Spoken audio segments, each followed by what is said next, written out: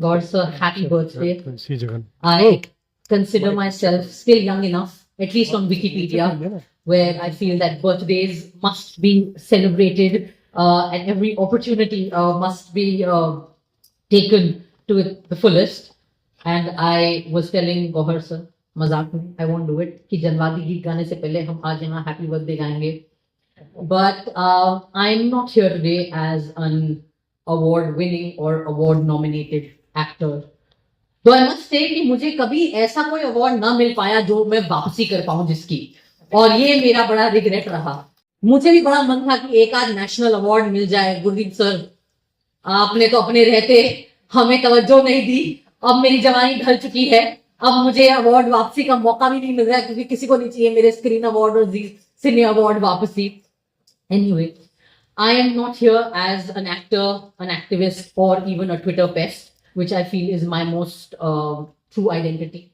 I am here today as a student and a citizen who has had the good fortune of being educated not only in the classroom, also in the classroom, but not only in the classroom, by not just Gohar sir, but so many of you today.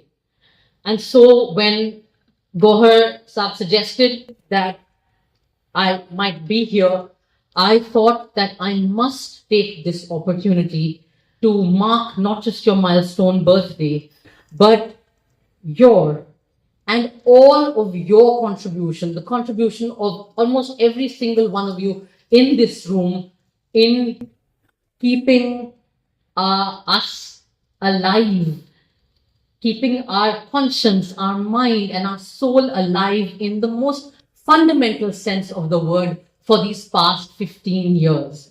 I know that we are in a time of hope because in the last few weeks, the emperor's nakedness is now so nanga that it cannot be hidden in any way. And finally, the emperor has found a generation of students who are more battameel than he is, and who have less lihaz than he does, and who have no care for sharafat, just like he does not have.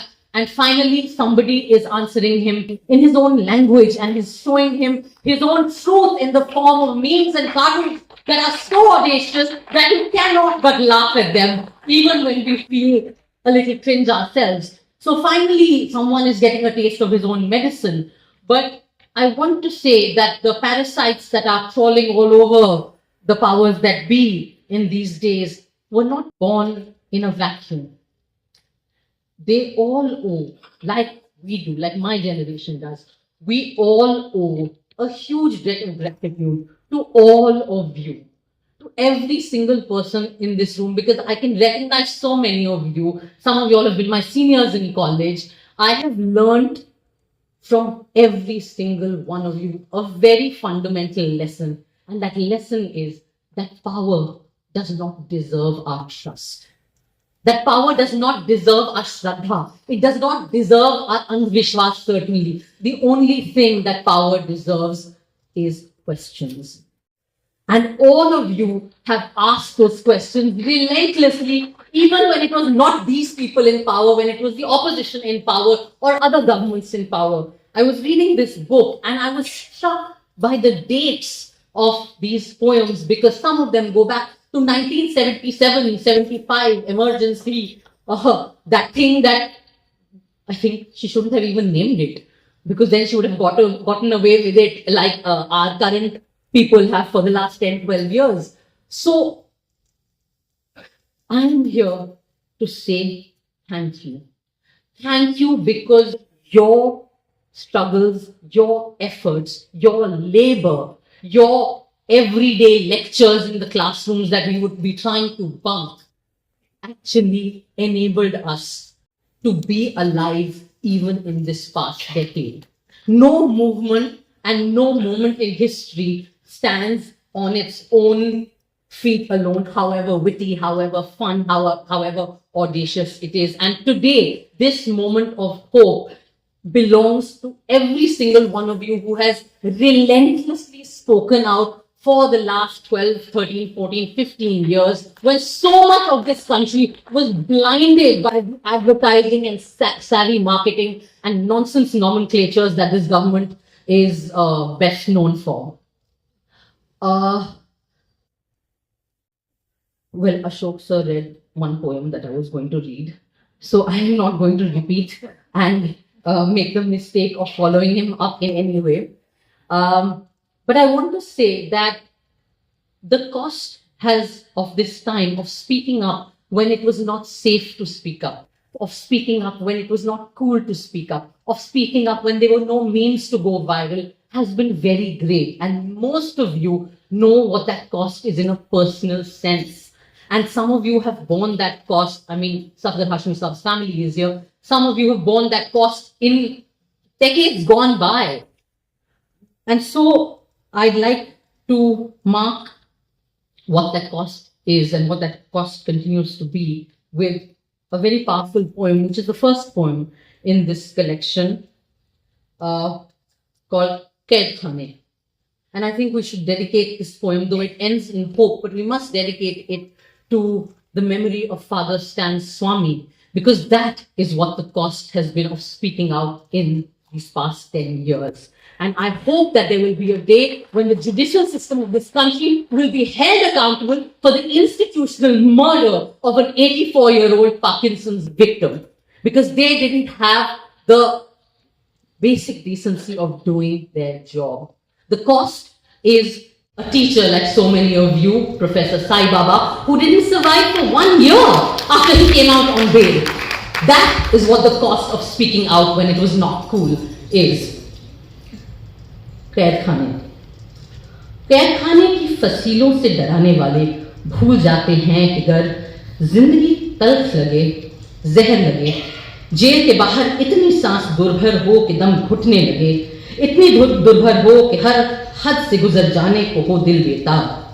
जहन सोचे कि इन्हीं jail की दीवारों के बीच परचमे हिंद लिए एक भगत सिंह उठकर फैल जाता है गली कूचों में, ग्रामशी उठता है और सारी हदें तोड़ के गरमाता है जहनों को कई नस्लों के।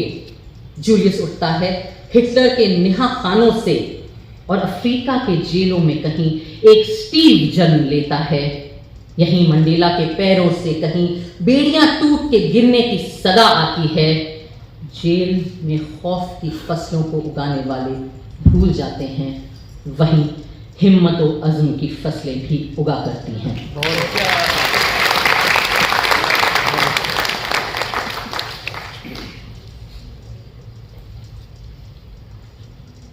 I just want to say, and I want to end by saying this, because really we all know the context in which we speak better than anybody else.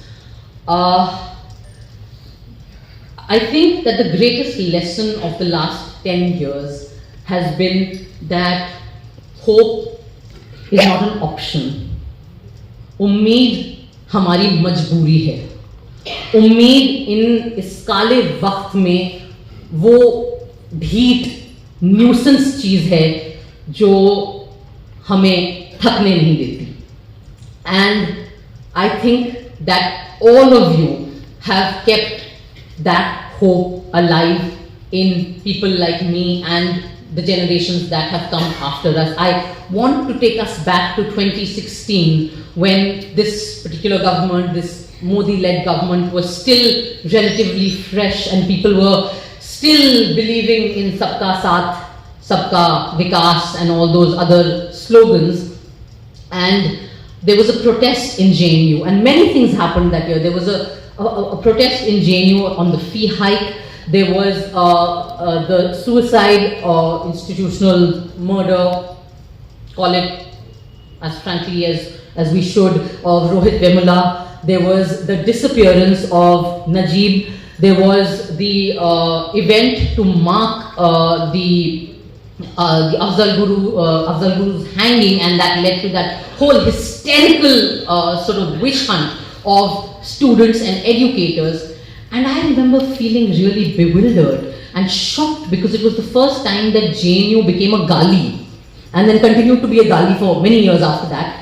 And I remember being in Delhi for one of the protest marches that happened in support of the students of JNU who were arrested, and so many of you and so many of my teachers were there.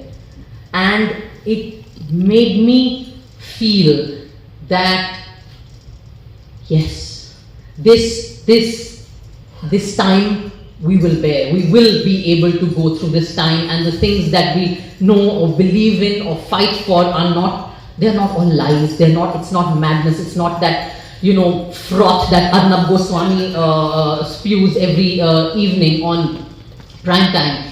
And of course the years went by and times somehow managed to get worse and worse, and yet every few years there was a movement. And every few years I saw so many of you and Gohar Saab and read your writings, and Apurvanand sir के तो बाल सफेद से सफेद अलग-अलग shade of सफेद हो गए लिखते-लिखते इस दौर में. And every time I read those pieces or all your pieces or heard some of your interviews, I felt no, India is in darkness, but we are still holding on to that which we love, and we will fight for that which we love.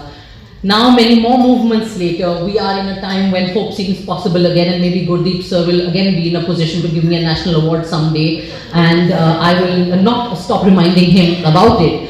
But I do believe that we will continue to carry the lessons, and I will teach it to my daughter who is 3 years old, that even when other forces are in power, we will continue to practice the things you have taught us in your classrooms, in your struggles, in your lives, and in your journeys. And that is that for a society to be alive and for our humanity to be alive, it is our duty, and it is our majboori, and it is our